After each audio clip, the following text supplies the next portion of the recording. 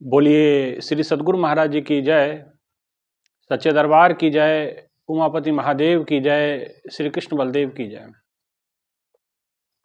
प्रिय भगवत प्रेमियों, हमेशा की तरह आज भी आप लोगों के लिए सत्संग विचारों को लेकर के उपस्थित हुए हैं और सत्संग विचारों को आप अपने जीवन में उतारेंगे, इसी मनोकामना के साथ आज के सत्संग विचारों को हम प्रारंभ करते हैं। भाइयों बहनों, जीवन एक नदी के समान है। ये नदी जो परमात्मा रूपी सागर में मिलने वाली है, लेकिन अगर किसी नदी की दिशा रेगिस्तान की ओर मुड़ जाए तो वो नदी अपना अस्तित्व खत्म कर लेती है, अपने अस्तित्व पे प्रश्न चिन्ह उसके खड़े हो जाते हैं और उसका निशान मिटना तय है। लेकिन नदी हिमालय की उच्चतम श्रृंखलाओं से निकलते हुए, पहाड़ों को चीरते हुए, दो किनारों की मर्यादा में होते हुए अपने लक्ष्य की ओर निरंतर बढ़ती है, दिन में बढ़ती है, रात में बढ़ती है, बढ़ते जाती है और एक दिन जाके सागर में समा जाती है। तो ठीक ऐसे ही जीवन का है। अगर दो किनारों की मर्यादा, भक्ति रूपी मर्यादा के अगर साथ चलता है ये जीवन, तो ये जीवन एक दिन उस परमात्मा में लीन भी हो सकता है। जिस उद्देश्य के लिए आपने जीवन लिया, जिस उद्देश्य के खातिर परमात्मा ने आपको मनुष्य तन दिया, हमने संसार में आकर के संसार में तमाम वस्तुएं इकट्ठी की, धन दौलत, न मालूम कैसी कैसी शोहरत दौलत हमने इकट्ठी की और वो आपका साथ ना दे पाई, और दे भी कितने समय तक, क्योंकि आप उसका संचय करते रहे, आप उसका उपभोग नहीं कर पाए। लेकिन इसीलिए संतों ने समझाया कि रहना नहीं देश बेगाना है, यह संसार झाड़ और झाकर आग लगे जर जाना है, यह संसार काटन की बाड़ी उलझ पुलझ मर जाना है, यह संसार कागज की पुड़िया बूंद पड़े घुल जाना है, कहे कबीर सुनो भय साधो एक सतगुरु नाम ठिकाना है। अगर ठिकाना कहीं है तो सतगुरु के नाम में है, वो ज्ञान में है, वो परमात्मा के नाम सुमरण भजन में है। और कहा जाता है कि ये संसार काटन की बाड़ी, ये कांटों की बाड़ी है, ये पानी केसा बुद बुदा अस मानस की जात। जैसे पानी का बुलबुला है, ऐसे मनुष्य की जात हुआ करती है, ऐसे मनुष्य का समाज हुआ करता है, मनुष्य हुआ करता है। बुलबुला अभी है और थोड़ी देर में नहीं है। एक तो नश्वर है, ऊपर से क्षण भंगुर भी है, क्षण में है क्षण में नहीं है। कोई व्यक्ति अभी आपसे मिलता है, कुछ देर के बाद पता चलता है कि भैया गया, इसका तो राम नाम सत्य हो गया, है ना। बड़ा आश्चर्यचकित अचंभित हो जाते हैं हम सब कि ये कैसे हो गया। भाई यही जीवन है, ऐसा ही होता है, ऐसा होता रहेगा। यह संसार काटन की बाड़ी, कांटों की बाड़ी कहा गया। यह संसार झाड़ और झाकर, ये ऐसा झंकार है, ऐसी घास है, सूखी घास, जिसमें एक तिली लगी नहीं, चिंगारी लगी नहीं और जल के राख हुआ नहीं। ये ही है। इतना कुछ महापुरुषों के समझाने के बाद भी मानत नाही मन मोरा, रे साधो मानत नाही मन मोरा। बार बार यही को समझाऊं, जग जीवन है थोड़ा रे थोड़ा रे थोड़ा रे, मानत नाही मन मोरा। कबीरदास जी ने कहा, इतना समझाने के बाद भी लोगों की स्थिति ऐसी है कि मन नहीं मानता है, जीव नहीं पतियाता है, मन मानता नहीं है। और जबकि पता है कि जीवन थोड़ा है, एक दिन मरना है, मरने को राजी कोई नहीं है। सब चाहते हैं कि हम 500-700 साल जिए, सब लोगों की यही मनोदशा है। जब भी मरने का नाम लो तो लोग, एक प्रकार का डर उनकी आंखों में नजर आता है। है ना। लेकिन संतों ने कहा, जिस मरने ते जग डरे मेरे मन आनंद, मरने ही ते पाइए पूर्ण परमानंद। क्यों पूर्ण परमानंद प्राप्त करेंगे? क्योंकि उन्होंने ऐसा जीवन में काम किया, भक्ति रूपी मर्यादा में रहे वो, और अपने जीवन को उस भक्ति रूपी मर्यादा में जिया, जिसके कारण आज उनका जीते जी जीवन परमात्मा में लीन हो गया। अब उनको मरने की चिंता नहीं, अब उन्होंने अपने जीवन को संपूर्ण रूप से सदगुरु परमात्मा के चरणों में लीन कर दिया है। इसलिए किसी ने बड़ा सुंदर कहा, हमें किस बात की चिंता, ना खाने की, ना पीने की, ना सोने की, ना जगने की, मेरे मालिक को रहती है मेरी हर बात की चिंता। ये कैसे भक्तों के हृदय से ये बात निकलती है? जो अपने आप को पूर्ण रूपेण परमात्मा में लीन कर चुके हैं, जिन्होंने अपने आप को सर्वस्व लुटा दिया है, अपने अस्तित्व को, जैसे नदी सागर में समा जाती है और सागर स्वरूप हो जाती है, ऐसे ही जीव ईश में समा करके ईश स्वरूप हो जाता है, इष्ट रूप बन जाता है, परमात्मा का रूप हो जाता है। और जब तक चिंगारी उस आग से अलग है तो चिंगारी है, और आग में जब वो सम्मिलित हो जाती है तो पूर्ण दावानल बन जाती है, पूर्ण आग का रूप बन जाती है। ऐसे ही जब सागर में नदी, चाहे नाला, चाहे कोई समा जाए, वो सागर के अंदर सागर स्वरूप हो जाते हैं, वो नाला नहीं रह जाता, वो नदी नहीं रह जाती है।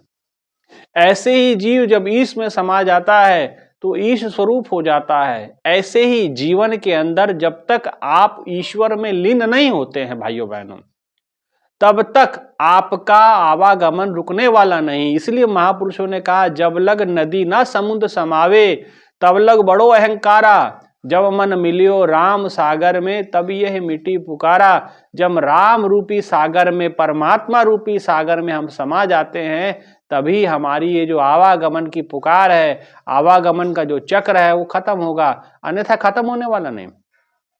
आप जितना मर्जी कुछ संचय कर लीजिए, जितना मर्जी कुछ कर लीजिए, जितना मर्जी आप दुनियादारी रिश्ते नाते सब, 1,00,000 पूत 1,25,00,000 नाती, ते रावण घर दिया ना बाती। 1,00,000 पूत थे, 1,25,00,000 नाती, ऐसा माना जाता है। फिर भी उस रावण की दुर्गति ही हुई, क्या हश्र हुआ। सोने जैसी लंका थी, सोने का कोट था, लेकिन मृत्यु को पार नहीं कर पाया वो, मृत्यु के लिए कोई पहरा नहीं दे पाया वो अपने यमराज को खटिए के साथ बांध के रखा था, शनि इत्यादि 9 ग्रहों को उन्होंने अपने बंदी बना के रखा था, अपने अनुसार ग्रहों के नक्षत्रों को अपने दिशा से चलाता था, लेकिन फिर भी मृत्यु को पार नहीं कर पाया, क्योंकि मृत्यु शाश्वत सत्य है। उस शाश्वत सत्य को हम स्वीकार नहीं कर पाते जीते जी, और मरने के बाद तो क्या ही स्वीकार होगा, तो उसके बाद तो भयंकर दंड ही है ना। इसीलिए महापुरुषों ने कहा कि भक्ति रूपी मर्यादा को अपने जीवन में लागू करो। भक्ति आपको स्वतंत्र करेगी, सभी सुखों का खान प्रदान। भक्ति स्वतंत्र सुतंत्र सकल सुख खानी, पर ये मिलेगी कैसे? बिन सत्संग ना पावही प्राणी।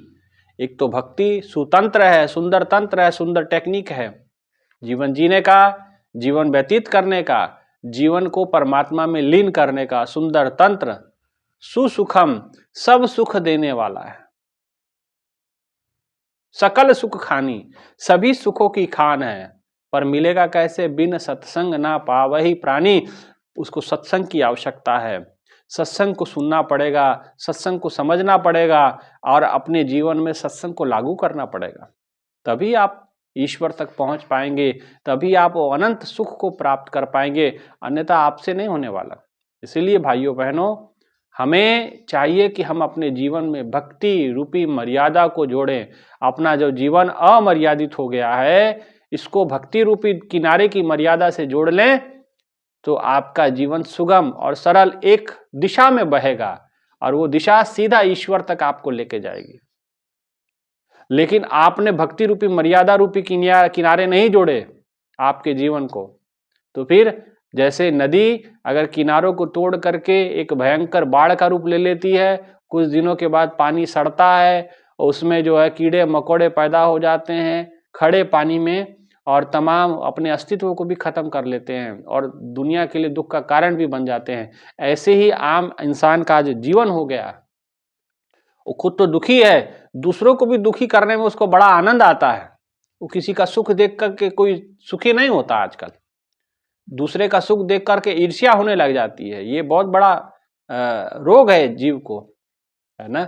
इसलिए हमें चाहिए कि हम अपने जीवन को भक्ति रूपी मर्यादा में जिएं, संतों के बताए हुए मार्ग में, संतों के बताए हुए दिशा निर्देश में, उस निर्देशन में आप अपने जीवन को जिएं, तभी आप अपने जीवन का एक सुंदर और सरल और सहज उत्थान कर पाएंगे, आसानी से कर लेंगे सब कुछ, है ना। लेकिन होता क्या है, संतों के कहे के अनुसार, संतों की कही बात तो आपको अच्छी नहीं लगती है, संतों ने, क्योंकि संत तो बोलेंगे भाई, है ना।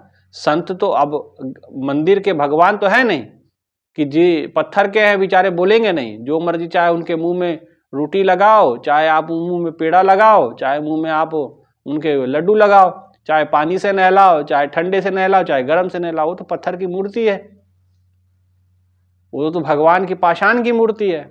आपकी श्रद्धा आप पूछते हैं, लेकिन उससे उत्तर नहीं मिलेगा।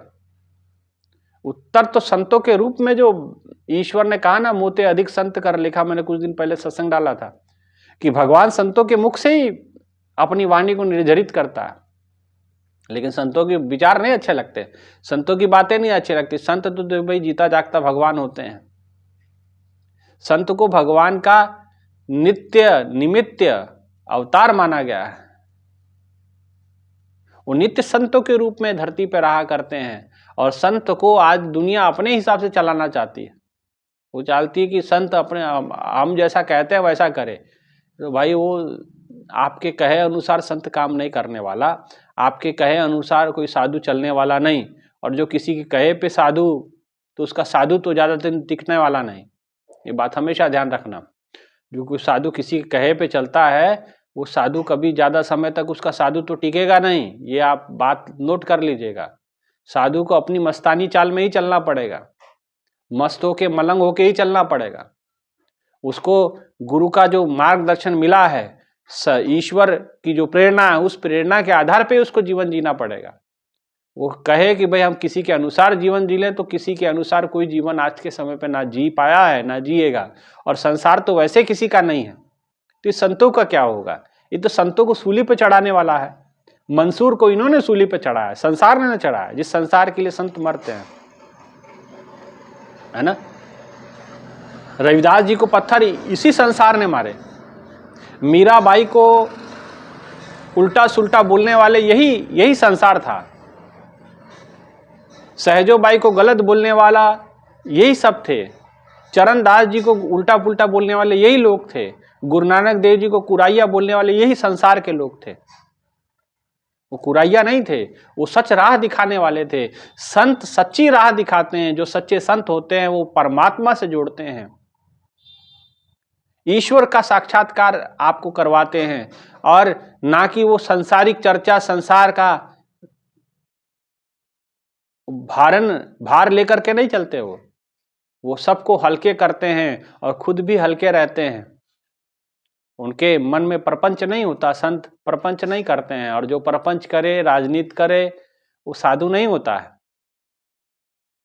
राजनीति भी साधुओं के पास से ही सीखी जाती है, ये भी बात समझ लेना, है ना। इसीलिए भाइयों बहनों, संत जो बताते मार्ग हैं, इसलिए महापुरुषों ने कहा कि जब युधिष्ठिर से पूछा गया कि का पंथा, मार्ग क्या है, रास्ता क्या है, वन पर्व में ये सब बातें आती है महाभारत के, और पूछा गया कि मार्ग कौन सा है, आत्मकल्याण का मार्ग बताइए। तो उन्होंने कहा, महाजनो ये न गतः स पंथा नान्य पंथा विदिते अनाय, कि जिस रास्ते पे सारे संत महापुरुष होके गुजरे, वही एकमात्र मार्ग, एकमात्र मार्ग है जो संतों का बताया हुआ मार्ग है। और गुरु गोविंद सिंह जी महाराज भी कहते कि मैं कोई अलग मार्ग की स्थापना नहीं कर रहा, एक ही मार्ग है। एको नाम एको नारायण त्रिभुवन एका ज्योति, वो एक नाम, एक नारायण और एक उसकी ज्योत प्रकाश का मैं दर्शन की बात करता हूं। कहते आद अनाद अगाध कथा, ध्रुव से प्रहलाद अजामिल तारे, नाम उच्चार करी गणिका, सोई नाम आधार विचार हमारे। कितनी सुंदर बात गुरु गोविंद सिंह महाराज कहते हैं। वो कहते हैं कि आद अनाद अगाध कथा, आदि से अनादि तक और अगाध न मालूम कब तक, ये जो कथा चली आ रही है, जो परंपरा चली आ रही है, आद अनाद अगाध कथा, ध्रुव कौन समय में हुए? सतयुग में। प्रहलाद, अजामिल तारे, अजामिल को जिस रास्ते में जाके मुक्ति मिली, ध्रुव को जिस रास्ते पे चल के ईश्वर का साक्षात्कार, ईश्वर की गोद प्राप्त हुई, प्रहलाद जिस रास्ते पे चले और जिस रास्ते पे चल के भगवान नरसिंह उनकी रक्षा करने हेतु उद्दित हो गए, प्रकट हो गए, ध्रुव से प्रहलाद अजामिल तारी, नाम उच्चार करी गणिका। अब नाम, जिस नाम का उच्चारण गणिका ने किया, जिस नाम का संबल लेकर के गणिका का पार उतारा हुआ, जिस नाम का आधार लेकर के गज और ग्राह की कथा आप सुनते हैं, गज ने पुकारा, प्रभु भगवान बैकुंठ छोड़ करके तुरंत धरती पे और तुरंत उनकी रक्षा हेतु प्रकट हो गए और सुदर्शन चक्र से उनकी रक्षा की। नाम उच्चार करी गणिका, सोई नाम आधार विचार हमारे। वही नाम का आधार लेकर के, वही उसी विचार को लेकर के गुरु गोविंद सिंह जी कहते हैं, मैं धरती पे अवतरित हुआ हूं और इस धरती पे आकर के मुझे इन मलेच्छों का खत्म करना है, इन मुगलों का खात्मा करना है, जो धर्म परिवर्तन जैसी कुरीतियों को चला रहे हैं, लोगों को जबरन अपने धर्म में परिवर्तित कर रहे हैं, और मूर्ख है वो लोग जो परिवर्तन हो रहे हैं, है ना। तो इसीलिए भाइयों बहनों, जो संतों का बताया हुआ मार्ग है, संतों का बताया हुआ रास्ता है, वो एकमात्र ही कल्याण का मार्ग है। संत का मार्ग धर्म की पौड़ी को बड़भागी पाए। गुरुवाणी कहते संत का जो मार्ग है धर्म की पौड़ी होता है।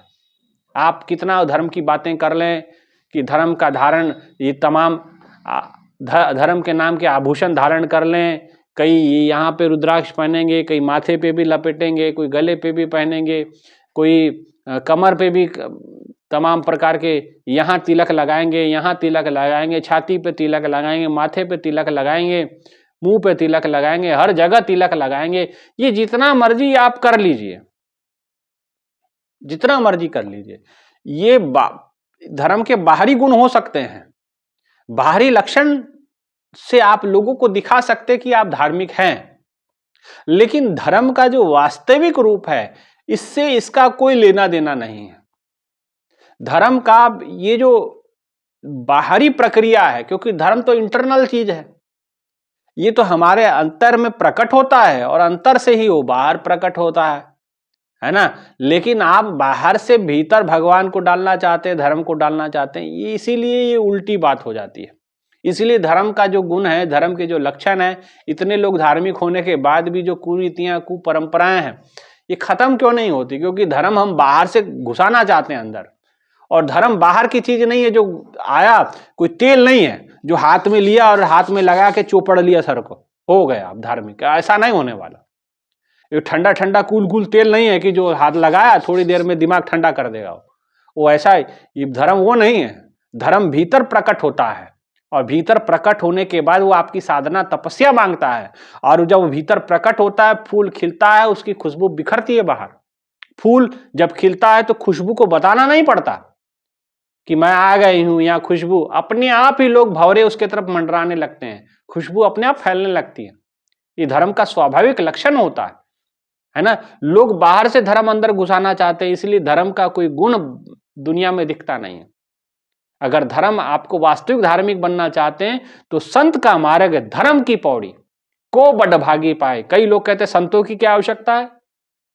हाँ, तो ऐसे मूर्खों की क्या ही बात करना, ऐसे लोगों की क्या ही बात करना जिनको यही नहीं कहे, जो पता है कि संत, महापुरुषों ने कहा संत का मार्ग धर्म की पौड़ी। संत को भगवान समान माना गया। राम जी कहते मोते अधिक संत कर लेखा। मैं संतों के रूप में रहता हूं नित्य धरती के ऊपर में, और हम कहते संतों की क्या आवश्यकता? संत ना होते जगत में तो जल मरता संसार। इसलिए संत का मार्ग धर्म की पौड़ी को बड़भागी पाए। धर्म का मार्ग संत ही बताते हैं। एक बात हमेशा ध्यान रखना, संत का मार्ग ही धर्म की पहली सीढ़ी है। इसलिए महापुरुषों ने, राम जी ने जिस समय माता सबरी ने कहा, प्रभु आप मेरी कुटिया में, मेरे घर पे आए हो, मुझे सत्संग सुनाओ, तो भगवान श्री राम ने पहला उपदेश क्या दिया था आपको पता है? तो पहला उपदेश ही यही था, प्रथम भक्ति संतन कर संगा, दूसरा रतमम कथा प्रसंगा। उनके मुख से सत्संग सुनो, संतों का संग करो, और उनके मुख से प्रभु के विचार, प्रभु की कथा, प्रभु की महिमा, प्रभु की वाणी, गुरु की वाणी श्रवण करो, सुनो। ये है संत का मार्ग, धर्म की पौड़ी, पहला पौड़ी, सोपान जो बोला जाता है। हम कहते संतों की क्या जरूरत है? तो मूर्खो जरा अध्ययन करो, समझो। संत ही भक्ति और धर्म का रास्ता दिखाते हैं। अपने मन माने आचरण से, भाई किसी को पानी देना अच्छा लगता, पानी दे रहा, खूब दीजिए सूरज को पानी, पर आपकी 84 लाख नहीं कटने वाली, जो मर्जी चिल्लाते रहिए। भक्ति का संबंध परलोक से होता है। आने वाले जो हमारे कुसंस्कार है उसको खत्म करने के लिए होता है, और संसार में जीने के लिए व्यवहार होता है, शुद्ध आचरण होता है। आप कभी ग्रंथों को पढ़िए तो उसमें दोनों तरीके की बातें कही गई है। एक शुद्ध आचरण की बात कही गई है, क्योंकि समाज में रहना है तो शुद्ध आचरण चाहिए, और परमात्मा के लोक में जाना है, क्योंकि मरने के बाद तो भैया जवाब तो वहां देना ना, कर्म प्रधान विश्वरच राखा, जो जस करे तसफल चाखा। तो वहां के लिए भक्ति ही है, वही एकमात्र आपको बचाएगी वहां पे। संत का मार्ग ही है जो आपको वहां आपको सुरक्षा प्रदान करता है। सुखदेव जैसे महापुरुष जब माता की गर्भ से बाहर नहीं आना चाहते थे, बड़े चिरौरी करने के बाद, बड़े आग्रह विग्रह करने के बाद तो बाहर आए माता की गर्भ से 12 साल के बाद। गर्भ योगेश्वर माना जाता है उनको, और वो तपस्या करने जंगल पे निकल गए और साधना सुमरन इतना किए कि बैकुंठ पहुंच गए, और वहां से धक्के मार के निकाल दिया गया। कारण क्या था? किसी संत की शरणागति नहीं थे, किसी गुरु महापुरुष की शरणागति नहीं थे, धक्के मार के निकाल दिया गया। सुखदेव जैसा महापुरुष, जिनके द्वारा भागवत जैसी सुंदर कथा राजा परीक्षित जी ने सुनी है ना, तो ऐसे महापुरुषों को भी संत के बिना बैकुंठ से गिरा दिया गया, तो आप हम क्या हैं भाई? इसलिए संतों का मार्ग जो होता है धर्म की पौड़ी होता है, इस बात को समझें। और को बड़भागी पाई, ये हर कोई प्राप्त नहीं कर पाता। को बड़भागी माने कोई बड़भागी, बड़ा भाग्य वाला ही व्यक्ति इस धर्म के मार्ग को प्राप्त कर पाता है, ठीक है ना। इसलिए बाहर से धर्म घुसाने का प्रयास ना करें अपने अंदर कि नहीं जी ये परंपरा है, ऐसा करना है, वैसा करना है, ये सब कोई बात नहीं है। धर्म में इसका कोई प्रतिबंध नहीं है। धर्म के लक्षण भीतर होते हैं, भीतर से बाहर निकलते हैं, और हम बाहर से भीतर घुसाना चाहते हैं तो नहीं होता। तो जब डायरेक्शन उल्टी हो जाती है तो कैसे ही होगा? नहीं होगा ना। तो प्रेम गली अति साकरी, जामे दोना समाए, या तो प्रभु की भक्ति कर या तो विषय कमाए। तो ये तो गली सांकरी बहुत है, इसमें दो नहीं घुस सकते एक साथ, एक ही जाएगा। यहाँ तो प्रभु की भक्ति कर या तो विषय ही कमा लो आप, ठीक है ना। और दोनों प्राप्त करना है तो दुविधा में दो गए, माया मिली ना तुझको राम। दुविधा में दोनों चले जाएंगे, ना माया ही हाथ लगेगी ना राम ही हाथ लगेगी। तो माया तो खैर ऐसे ही हाथ नहीं लगने वाली, और राम आपको मिलने वाले नहीं, क्योंकि आप उल्टा चल रहे हैं। संत के मार्ग पे चलना चाहिए, आप उनके विरुद्ध चलते हैं, है ना। तो संत का मार्ग धर्म की पौड़ी, तो धर्म भीतर वो प्रकट करते हैं, और धर्म की पहली पौड़ी संत है। प्रथम भक्ति संतन कर संगा, इसलिए कहा संत का मार्ग धर्म की पौड़ी को बड़भागी पाई। तो इसलिए वो बड़भागी बनिए, संत का मार्ग प्राप्त कीजिए, सतगुरु के मार्ग को प्राप्त कीजिए, उस ज्ञान को अर्जित कीजिए, उस दिव्य ज्ञान को, ब्रह्म ज्ञान को, आत्मज्ञान को प्राप्त कर अपने जीवन का मार्ग प्रशस्त कीजिए, अपने जीवन का कल्याण के लिए कदम बढ़ाइए। इतना ही कहते हुए आप सभी से आग्रह है कि चैनल को जरूर सब्सक्राइब कर लीजिएगा। और दूसरा, इसके नीचे एक हाइप करके एक आता है, आप कमेंट सेक्शन में जाओगे तो उसको स्क्रॉल करोगे, इधर उधर करोगे तो वहाँ हाइप सेक्शन भी आता है, तो हाइप भी जरूर इस वीडियो को कर दीजिएगा, और चैनल को सब्सक्राइब और लाइक और कमेंट्स जरूर कर दीजिएगा, ताकि किसी मुद्दे पे अगर आपको सत्संग विचार रखना हो, अगर मौका लगे तो सत्संग विचार उस मुद्दे पे भी, उन विषयों पे भी चर्चा की जा सकती है। इतना कहते हुए विचारों को विराम, एक जोरदार जय घोष की मनोकामना। आइए प्रभु के चरणों में अपने वचनों को विश्राम देते हैं। बोलिए श्री सद्गुरु महाराज जी की जय, सच्चे दरबार की जय, उमापति महादेव की जय, श्री कृष्ण बलदेव की जय, सनातन धर्म की जय। धन्यवाद।